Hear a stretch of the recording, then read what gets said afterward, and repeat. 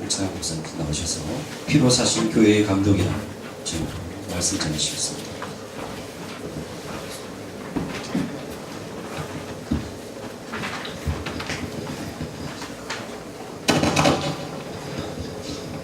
종교개혁 500주년 해가 밝은 새 벽두에 목사로 임직하는 것은 큰 의미를 가지는 것이라고 여겨 축하하는 바입니다. 저희 종교에 지금 임직해야 될 다른 많은 분들이 계시지만 개척한 지가 10년이 넘도록 아직 임직하지 못했다는 말씀을 드렸고, 다른 분들에게 좀 미안하지만 먼저 임직하기로 했습니다. 임직식을 하려고 보니까 새 벽두라서 총회 10년 할애에도 겸하는 것이 좋을 듯 해서 이렇게 모든 총회원들을 모시고 임직하게 되니까 이 또한 은혜가 아니할 수 없습니다. 당연히 총회장님이 말씀을 전하셔야 되겠지만 몸이 편찮으셔서 갑자기 제가 설교를 감당하게 되었습니다. 그래서 어제 잠을 못 잤네요. 오늘 아침 또 새벽에 일찍 나와야 돼서 또 마음에 부담이 많이 됐습니다. 목사 임직식이나 목사고시 때 제가 즐겨 읽는 사도행전 20장으로 설교를 준비하려다 보니까 총회원들도 다 모이는데 몇 년 전에 썼던 소논문이 생각나서 여러분에게 나눠드렸습니다. 받아보셨습니까? 네. 집에서 읽어보시기를 바라는데, 저희 교회에서도 제가 매주일 최소 8페이지, 많을 때는 20페이지 분량의 설교를 나눠주고 설교를 하는데 교인들이 얼마나 읽는지 모르겠고 또 여러분들에게도 또 열심히 준비해서 드렸는데 얼마나 읽을지는 잘 모르겠습니다만은 제 나름대로 열심히 준비하고 연구하고 설교하는 것이 제 일이려니 하고 준비하고 전하고 있습니다. 사도행전의 역사는 설교의 역사라고 할 정도로 설교 분량이 30%나 듭니다. 헨리 디이슨이라는 학자에 의하면 사도행전에 무려 24개의 설교가 나타나고 있는데 베드로와 바울의 것이 각각 9개로 나타나고 있다 그랬습니다. 여러분들에게 드린 3페이지에 보면 사도행전에 기록되어 있는 바울의 설교에 대해서 그 대상과 주제에 대해서 그 목록을 만들어 놨습니다. 제가 표 만드는 것을 좀 좋아합니다. 여기에 보면 유대인들에 대한 선교 설교가 2편 있고 이방인에 대한 선교 설교가 2편 있고 교회 장로들에 대한 고별 설교가 1편 있고 그 다음에 유대인과 로마인에 대한 변론적인 설교가 6편 이렇게 나눠져 있습니다. 그러니까 9개의 설교라고 해놓고 지금 11편 설교가 되어 있는데 이게 다 설교다 이렇게 말하기는 좀 어려울 것 같기도 해요. 어쨌든 이 모든 설교들의 주제가 뭐냐, 바울이 설교했을 때 설교의 주제가 뭐냐 그랬을 때 첫 번째 주제가 이 하나님께 대한 회개라고 되어 있네요. 에베소 장로들의 앞에 행한 그의 설교에서 그가 유대인과 이방인들에게 행한 설교의 주요 주제가 하나님께 대한 회개와 예수 그리스도에 대한 믿음으로 요약하고 있는데, 우리가 설교해야 될 설교 중요 주제가 뭐냐 그러면 하나님께 대한 회개를 우리가 설교해야 된다는 거죠. 바울은 자신의 설교를 통해서 하나님을 알고 하나님께 대한 회개를 촉구하였습니다. 이러한 바울의 신론, 하나님이 어떠한 분인가 그리고 하나님 앞에서 우리가 어떤 태도를 가져야 되는가가 오늘날 우리 한국교회 강단에서 선포해야 될 중요 주제야 될 것입니다. 그런데 오늘 한국교회에서 하나님에 대한 선포와 그에 따른 회개의 선포가 얼마나 이루어지고 있습니까? 성경에서 죄사함은 회개를 전제로 하고 있습니다. 회개 없는 용서는 있을 수가 없습니다. 아멘. 또 다른 한편으로 용서를 전제하는 죄, 그러니까 하나님께서 용서해 주실 거야, 그러니까 이 정도 죄 짓는 건 괜찮아 하는 이러한 고범죄 역시 하나님 앞에서 바른 태도는 아닙니다.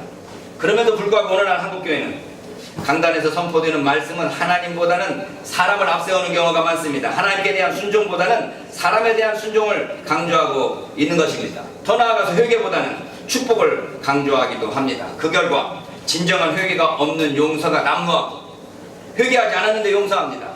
이미 용서받은 자로서의 교만함에서 발생하는 고범죄가 기승을 부리고 있습니다. 탄핵 심판하는 자리에서 대통령 편 변호사가 쉽게 머리를 숙이고 기도하는 모습을 보면서 많은 생각이 저는 스쳐 지나갔습니다. 이게 회개라는 것이 과연 뭐고, 믿음이라는 것이 도대체 뭐고, 하나님께 기도한다라는 것이 어떤 의미를 가질까라고 하는 거죠. 두 번째 바울의 설교의 주제는 예수 그리스도에 대한 믿음이었습니다. 기독론이라고 그러죠. 믿음을 말하기 때문에 구원론이라고도 말할 수도 있습니다. 사도행전에서 바울의 설교가 지향하는 목적이 하나님이고 그에 대한 인간의 반응이 회개였다면, 바울은 하나님께 나아가는 길로서 예수 그리스도에 대한 믿음을 강조하고 있습니다. 하나님께 대한 회개 없이 예수 그리스도에 대한 믿음이 불가능하고, 예수 그리스도에 대한 믿음 없이는 하나님께 대한 회개가 불가능한 것이기 때문에, 바울에게 있어서 하나님께 대한 회개는 다른 말로 말하면 예수 그리스도에 대한 믿음이라고 말할 수 있습니다. 바울이 자신의 설교 주제를 하나님께 대한 회개와 예수 그리스도에 대한 믿음으로 요약한 것을 살펴보면 그의 설교가 철저하게 구원론적으로 전개되었음을 알 수 있습니다. 유대인이나 이방인이나 양 그의 설교의 목적이 그들의 구원이었던 겁니다.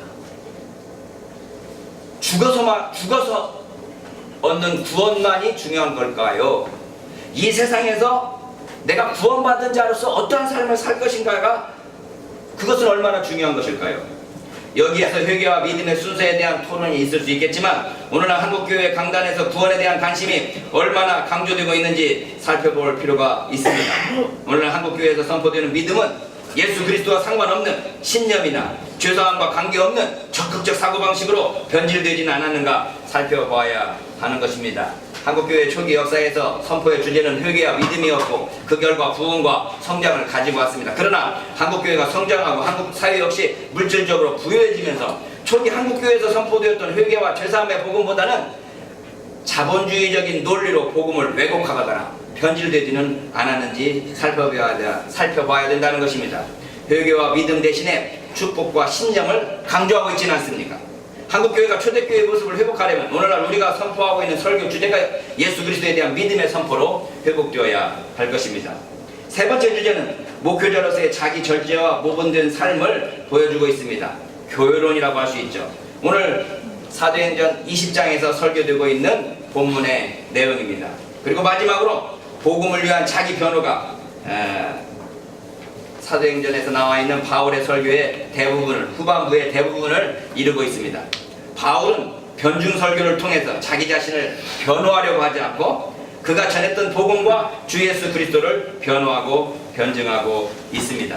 이 모든 모습들을 볼 때 이러한 사도행전에 나타나 있는 바울의 설교들을 살펴볼 때 바울 설교의 특징을 세 가지로 생각해 볼 수 있습니다. 첫째는 주제의 다양성입니다.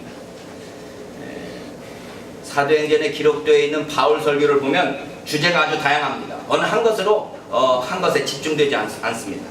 그런가 하면 두 번째는 청중들에게 적합성입니다.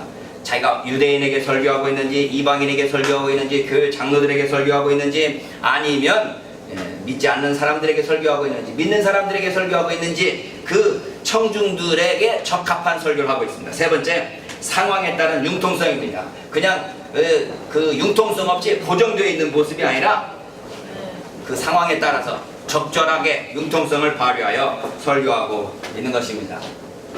오늘 목사 임직을 하시는 분을 위하여, 그리고 우리 총회원들을 위하여 사도행전 20장을 저는 좀 더 중점적으로 살펴보기를 원합니다.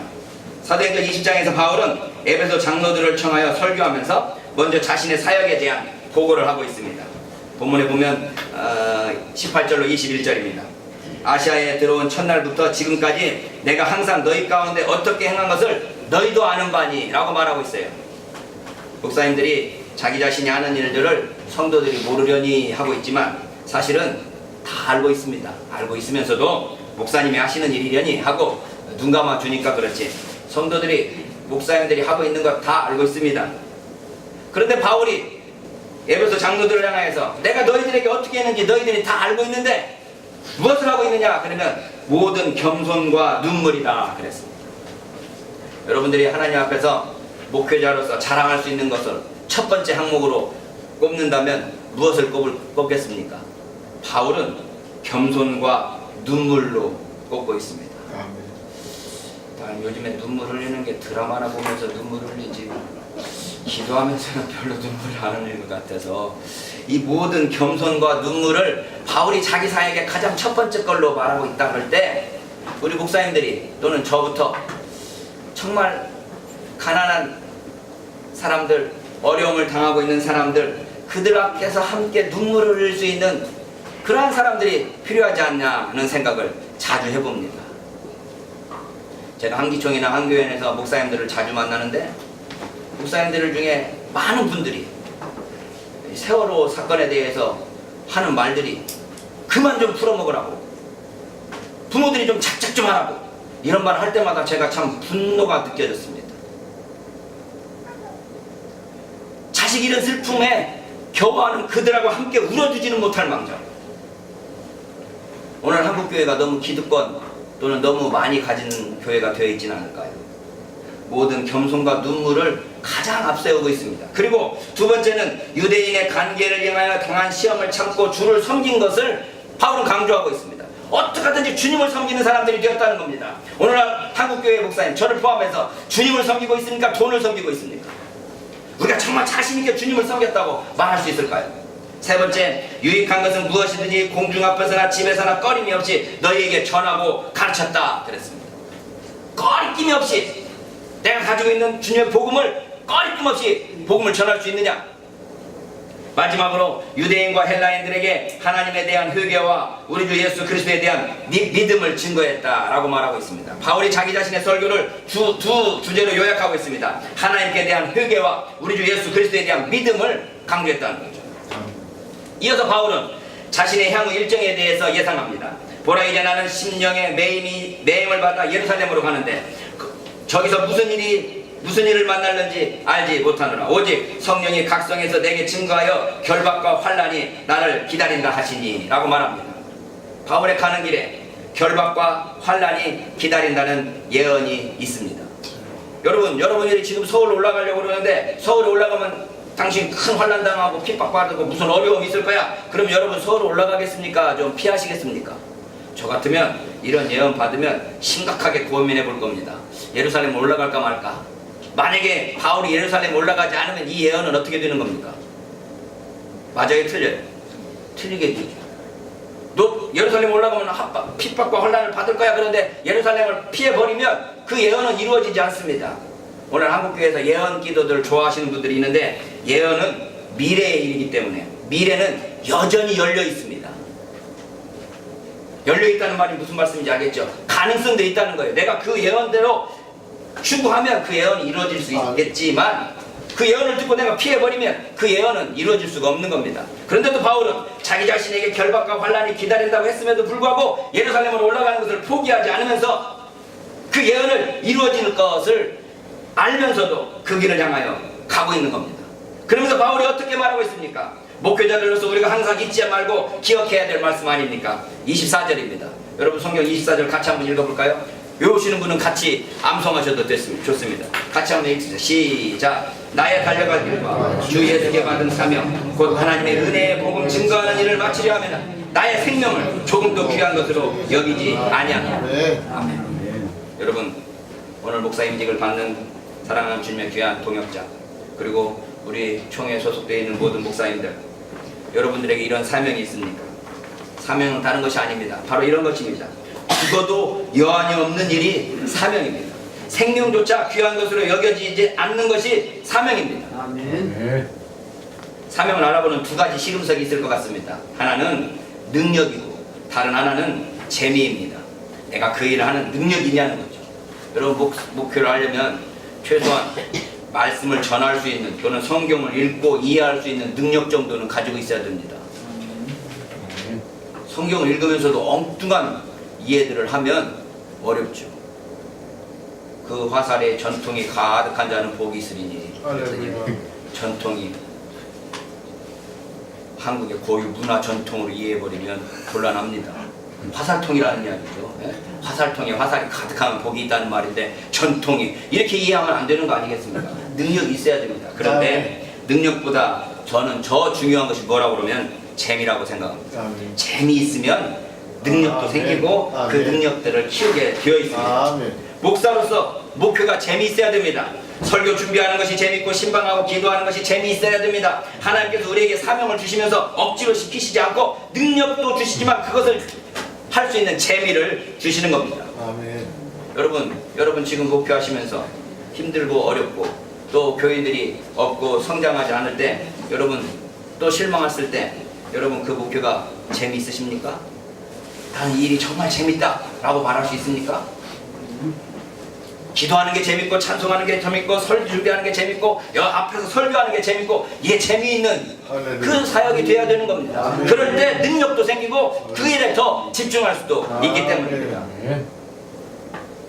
오늘 목사님들이 사명 이야기하면서 이 사명, 그러면 그냥 막 그 억지로라도 해야 되는 그런 걸로 생각하시는 분들이 많습니다. 제가 개척을, 저희 신학교 MDB 출신 중에 제가 막둥인데 어떻게 개척은 가장 일찍 하게 됐습니다. 그런데 이제 목사님 동기들을 만났더니 목사님들이 목사 개척하기 힘들지. 그래서 아니 난 별로 재미로 하는데. 그랬더니 목사가 무슨 개척을 재미로 하냐고. 그래서 제가 다시 물어봤습니다. 그럼 무엇으로 해야 되는데요? 그랬더니 뭘로 해야지? 대답해보세요 여러분. 사명으로 해야지. 무슨 재미로 해? 제가 그랬습니다. 재미가 사명. 속으로만. 나이 많은 분한테 내가 덤빌 수는 없잖아요. 속으로만. 사명이 재미입니다. 사명이 재미예요. 여러분, 우리가 하나님의 일을 하는 데 있어서 즐거움과 기쁨과, 여러분 오죽하면 사도행전에 보면 사도들이 주님의 이름으로 핍박받는 것을 즐거워하면서, 할렐루야. 참말로 이 즐거워하면서 핍박받았다는 거 아니겠습니까? 아멘. 우리 모두가 여러분들이 하는 사역 가운데 재미도 있고 능력도 하나님께서 공급해 주시기를 바랍니다. 아멘. 바울이 자신이 선포한 주제가 하나님 나라라고 요약하고 있습니다. 25절에 보면 보라, 내가 너희 중에 왕래하며 하나님 나라를 전폐하였으나 지금은 너희가 내 얼굴을 다시 보지 못할 줄을 아노라. 바울이 자기 자신의 선포 주제를 21절에서는 하나님께 대한 회개와 우리 주 예수 그리스도에 대한 믿음이라고 요약하더니 오늘 이번 25절에서는 하나님 나라라고 요약하고 있습니다. 그러니까 바울에게 있어서 하나님에 대한 회개와 예수 그리스도에 대한 믿음은 한마디로 하나님 나라라고 할 수 있는 겁니다. 마가복음 1장 14절로 15절에서 마가도 역시 예수님의 선포하신 복음을 이렇게 요약하고 있습니다. 요한이 잡힌 후에 예수께서 갈릴리에 오셔서 하나님의 복음을 전파하여 가라사대 때가 찼고 하나님 나라가 가까웠으니 회개하고 복음을 믿으라 하시더라. 하나님의 복음, 하나님 나라, 회개, 믿음 등등이 우리가 전해야 될 메시지의 핵심입니다. 바울은 하나님 나라, 하나님께 대한 회개, 우리 주 예수 그리스도에 대한 믿음을 전파하였다고 말하고 있습니다. 아멘. 여러분이 선포하고 있는, 여러분이 전하고 있는 메시지의 주제는 이 이외에 다른 것이 아닙니다. 바울이 이러한 자기 자신의 사역을 돌아보면서 자신의 모본을 제시합니다. 그러므로 오늘 너희에게 증거하노니 모든 사람의 피에 대하여 내가 깨끗하니 이는 내가 꺼리지 않고 하나님의 뜻을 다 너희에게 전하였습니다. 여러분은 자신 있게 내가 깨끗하다고 말할 수 있습니까?